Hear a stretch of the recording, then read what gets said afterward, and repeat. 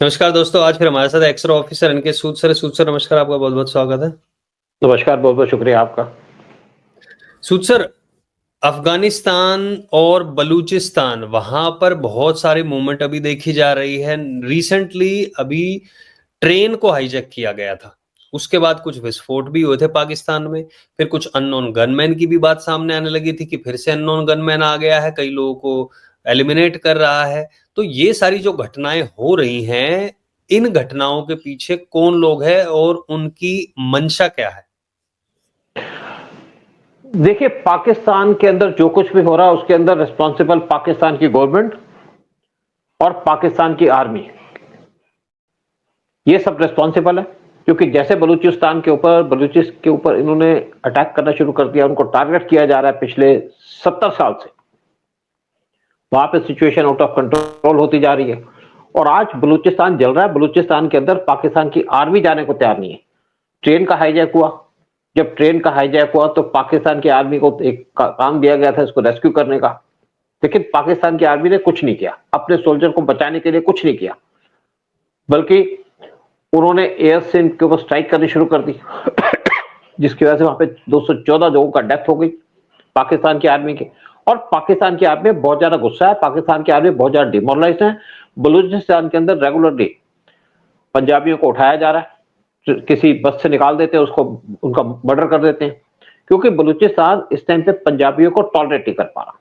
क्योंकि वो कहते हैं बलूचिस्तान के अंदर जितने भी पंजाबी हैं वो आर्मी के हैं या आर्मी के एजेंट है या एसए के आदमी। और जो पाकिस्तान चाइना की सीपीईसीसी यानी कि Pakistan China Pakistan economic corridor, उनका पर्पस था गवादर पोर्ट पे कंट्रोल करना।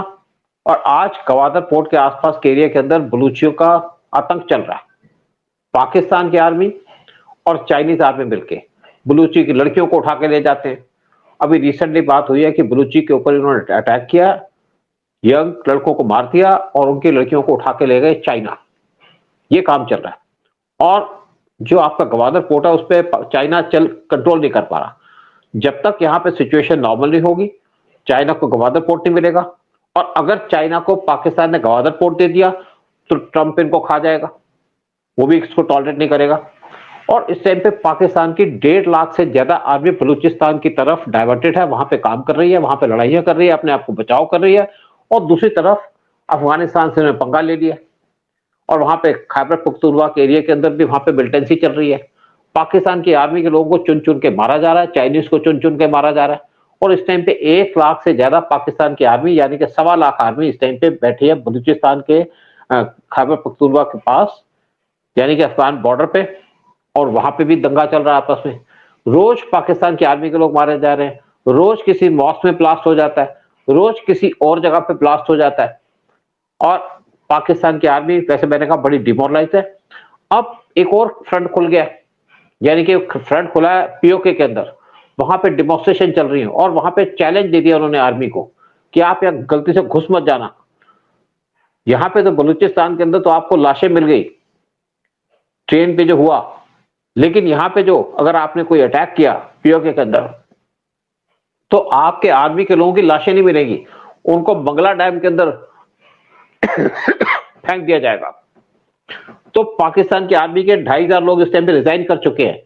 वो पाकिस्तान की आर्मी के ऊपर अंदर काम नहीं करना चाहते। और पाकिस्तान के और इंडिया के बॉर्डर के ऊपर पाकिस्तान की 1 लाख से ज्यादा आर्मी डिप्लॉयड है, 1 लाख से 1.5 लाख आर्मी डिप्लॉयड है।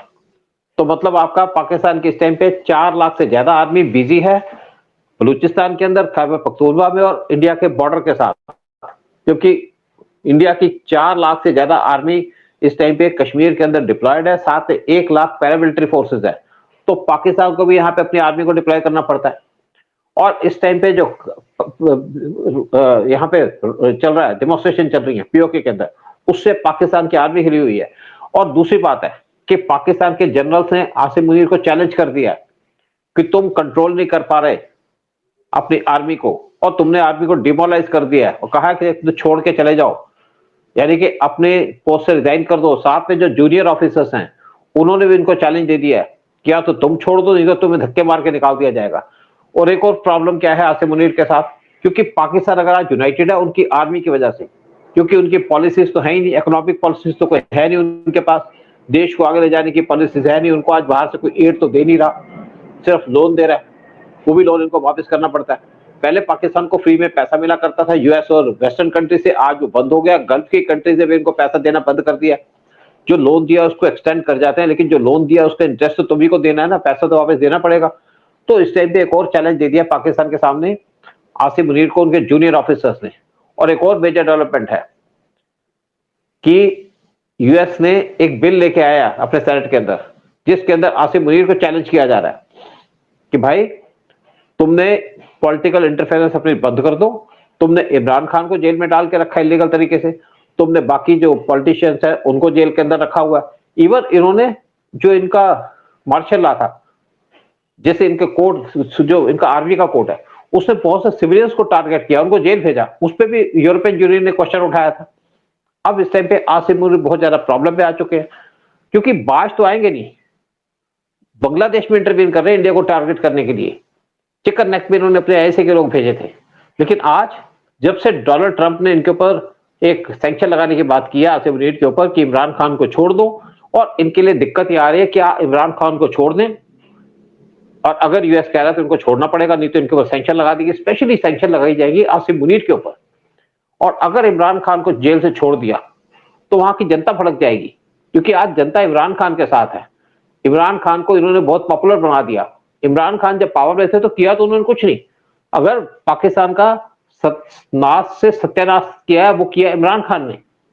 इकोनॉमी का सत्यानाश इमरान खान ने कर दिया। जब आर्टिकल 370 हटाया गया तो इमरान खान ने इंडिया से ट्रेड बंद कर दी। उसकी वजह से पाकिस्तान के अंदर चीजें महंगी हो गई, चीजों की शॉर्टेज हो गई। और उसके बाद जब शहबाज शरीफ पावर में आए तो ये तो कंट्रोल नहीं कर पाए, क्योंकि वो तो वैसे ही बुखलाए हुए रहते हैं। आपने कभी सुना और शहबाज शरीफ को बात करते हो, कहते हैं हम अपनी इकोनॉमी को बड़ी ऊंचाई तक ले जाएंगे, मोदी से ऊपर भी ले जाएंगे। भाई इकोनॉमी को तब ले जाओगे जब तुम्हारे पास कोई पॉलिसीज होंगी। पॉलिसीज है नहीं, प्रोग्राम्स है नहीं, आप काम करते नहीं हो, करप्शन के अंदर इन्वॉल्व हो, तो कैसे पाकिस्तान को ऊपर लेके जाओगे? तो पाकिस्तान को बर्बाद करने पे पाकिस्तान की आर्मी, स्पेशली आसिम मुनीर और साथ में शहबाज शरीफ, दोनों पार्टनर है, क्योंकि उनको पावर चाहिए, पावर में बैठे हुए। लेकिन पाकिस्तान अब टूटने की कगार पे आ चुका है, और हम इंतजार कर रहे हैं कि क्या यूएस में परमिशन देगा पाकिस्तान को तोड़ने की, या पाकिस्तान कोलैप्स हो जाएगा। आर्मी उनकी कमजोर हो चुकी है, और इस टाइम पे अगर इमरान खान जेल से बाहर आ गए तो पाकिस्तान की सड़कों पे बवाल आ जाएगा शहबाज शरीफ के खिलाफ और आसिम मुनीर के खिलाफ। तो इसी का इंडिया इंतजार कर रहा है कि पाकिस्तान के अंदर बवाल हो और उसके 4 टुकड़े हों, क्योंकि जब तक पाकिस्तान जिंदा रहेगा इंडिया के लिए मुश्किल रहेगी। कश्मीर के अंदर भी, जैसे इस टाइम पे कथुआ के अंदर कुछ मिलिटेंट छुपे हुए हैं जंगलों के अंदर, और हमारी आर्मी उनको निकालने के चक्कर में लगी है, क्योंकि पाकिस्तान मिलिटेंसी बंद नहीं करेगा। मिलिटेंसी बंद नहीं करेगा तो इंडिया उनसे बातचीत नहीं करेगा, और इंडिया उनसे बातचीत नहीं करेगा तो पाकिस्तान की इकोनॉमी प्रॉप अप नहीं होगी। और पाकिस्तान देख रहा है बाहर से कोई मदद मिले, ना तो गल्फ उनको हेल्प कर रहा है, ना उनको यूएस हेल्प कर रहा है, ना कोई और कंट्री हेल्प कर रही है, ना यूरोप उनको हेल्प कर रहा है। इवन जर्मनी के साथ अप्रोच किए थे कि हमारी सबमरीन्स की अपग्रेडेशन कर दो, एआई पे सिस्टम लगा दो, जर्मनी ने मना कर दिया। इवन ग्रीस के पास गए थे कि हमारी सबमरीन की बैटरी को उनको अपग्रेड कर दो, ग्रीस ने मना कर दिया कि तुम तो टेररिस्ट हो। तो पाकिस्तान इस टाइम पे बड़े परेशान हुआ है, और पाकिस्तान को सपोर्ट कौन कर रहा है? टर्की, जिसकी अपनी इकोनॉमी डूब रही है। और इस टाइम पे टर्की के जो प्रेसिडेंट है वो खुद इस टाइम पे स्ट्रगल कर रहे हैं अपने आप को सेव करने के लिए। तो पाकिस्तान को चाइना की तरफ देख रहा है, लेकिन चाइना किसी को कोई चीज फ्री तो देता नहीं है। चाइना देगा तो आपसे 5% का ब्याज लेगा, और चाइना का वैसे ही पैसा डूब गया है, वो सीपीसी डूब गई है, सीपीसी के अंदर कुछ रिजल्ट नहीं आ रहा, और पाकिस्तान को उनके पैसे तो वापस करने ही है। तो पाकिस्तान की हालत इस टाइम पे इतनी खराब हो गई है कि पाकिस्तान आज टूटे कल टूटे, सिर्फ एक धक्का मारने की बात है कि पाकिस्तान को, और पाकिस्तान टूट जाएगा। और जो इंडिया वेट कर रहा है इतनी देर से, बलूचिस्तान अलग हो जाएगा, खैबर पख्तूनख्वा मिल जाएगा अफगानिस्तान के साथ, और इंडिया के साथ पीओके मिल जाएगा। पीओके लोग तो इस टाइम पे देख रहे हैं इंडिया की तरफ कि हमें बचा लो, हमें अपने अंदर भी ले आओ, ताकि हमें भी आटा दाल चावल मिल जाए, चीजें सस्ती मिल जाए। तो एक उम्मीद लगाई जा रही है, और ये उम्मीद है कि बहुत जल्दी पाकिस्तान टूटेगा और इंडिया प्रॉस्पर करेगा। यानी कि पीओके मिलने के साथ इंडिया को गिलगित बाल्टिस्तान में मिलेगा, 80,000 स्क्वायर किलोमीटर का एरिया मिलेगा। साथ में इंडिया, पाकिस्तान और चाइना का कनेक्शन टूट जाएगा जब पीओके इंडिया के साथ मर्ज होगा। क्योंकि और साथ में उनकी सीपीसी डूब जाएगी, वैसे हम इस पे बात पहले भी कर चुके हैं।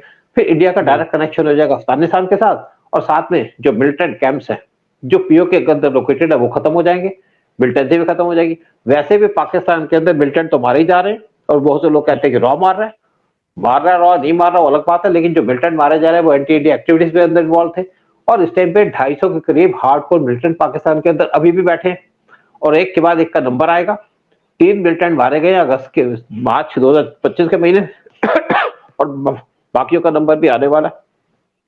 और अब तो अभी कुल मिला के पाकिस्तान अपने घर में ही घिरा हुआ है, उनकी सेना है वो डिमोटिवेट हो चुकी है, और देखते ही देखते अब लग रहा है कि इमरान खान की भी वापसी हो सकती है, जिससे उनके जो आर्मी है उनकी मुश्किलें भी बढ़ सकती हैं। चारों तरफ से, अंदर से, हर तरफ से पाकिस्तान घिर चुका है। अगर वो मिलिटेंट एक्टिविटीज बंद नहीं करता तो आपका कहना है कि वो जल्दी ही और भी नीचे चला जाएगा। अब देखते हैं कि आगे क्या होगा, बट बहुत बहुत धन्यवाद सूद सर आने के लिए, सारी जानकारी साझा करने के लिए। जय हिंद, जय भारत। जय हिंद, जय भारत।